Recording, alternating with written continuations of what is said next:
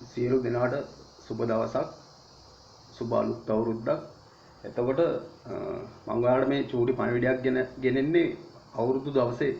එතකොට මේ අවුරුදු දවසේ අපි ඒ කියන්නේ නිකන් හිතලා බලන්න, ඒ කියන්නේ හැමෝම ඒ කියන්නේ ගම් වලට ඇවිල්ලා, එතකොට ඔයාලා ළඟම තියෙන ගෙවල් වලට ගෙවල් එක්ක තියෙන හිතවත්කම් මේ ඔක්කොම ඇතිලා, ඒ කියන්නේ අද අවුරුදු දවසේ මොන ප්‍රශ්න තිබ්බත් hina වෙලා හැම කෙනෙක්ටම සුබ අලුත් අවුරුද්දක් වේවා කියලා අන්න ඒ වගේ ඔයාලා අද දවසේ මේ මාරම ඒ කියන්නේ මාරම ප්‍රේමයක් තියෙනවා ඔයාලගේ ඇතුලේ.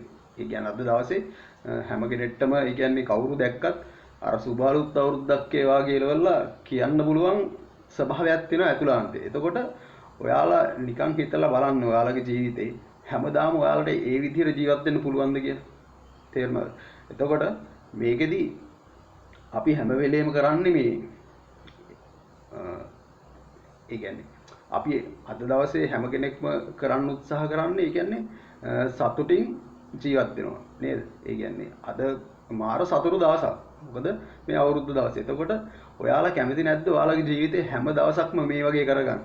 මේ වගේ කරගන්න පුළුවන් හැම දවසක්ම ඔයාලගේ තියෙන හොඳ ගතිගුණ. ඒ කියන්නේ ජීවිතේ මිනිස්සෙට ඒ කියන්නේ මේ අපි හැම මිනිස්සෙක්ගෙම ඇතුලේ තියෙනවා හොඳ සහ නරක කියලා වල දෙකක්.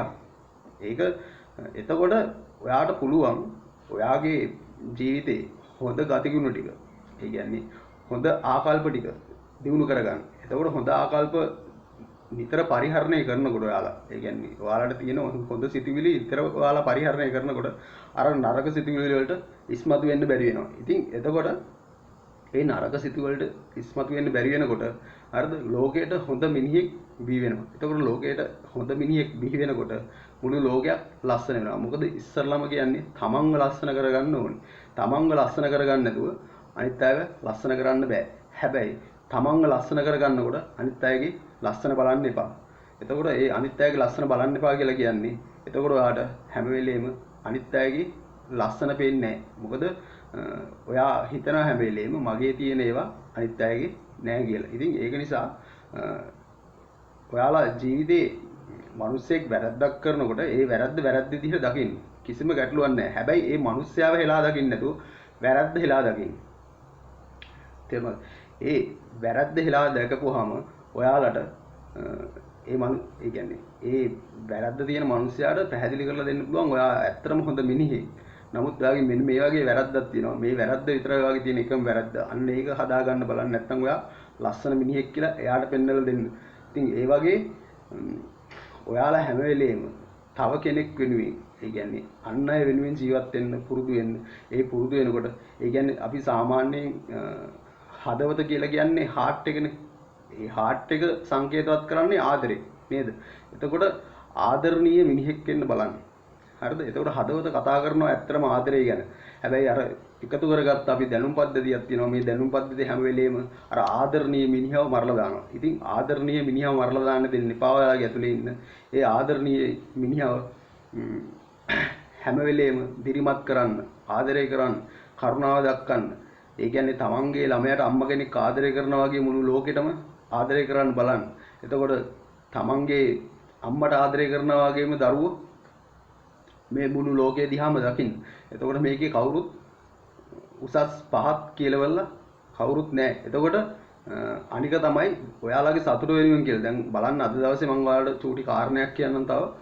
අද දවසේ ඔයාලගේ සතුට වෙනුවෙන් ඔයාලා ජීවත් වුනේ නේද? ඔයාලගේ සතුට වෙනුවෙන් ඔයාලා ඒ කියන්නේ අවුරුද්දක් ලැබලා ඔයාලගේ සතුට උපරිමයෙන් විඳින අවස්ථාවක්. එතකොට ඔයාලගේ සතුට උපරිමයෙන් විඳින අවස්ථාවක ඔයාලා ඒ කියන්නේ රතිඤ්ඤපත්තු කරනවා, අහස් කූරුපත්තු කරනවා, ඒතකොට මල්ලෙලි දානවා.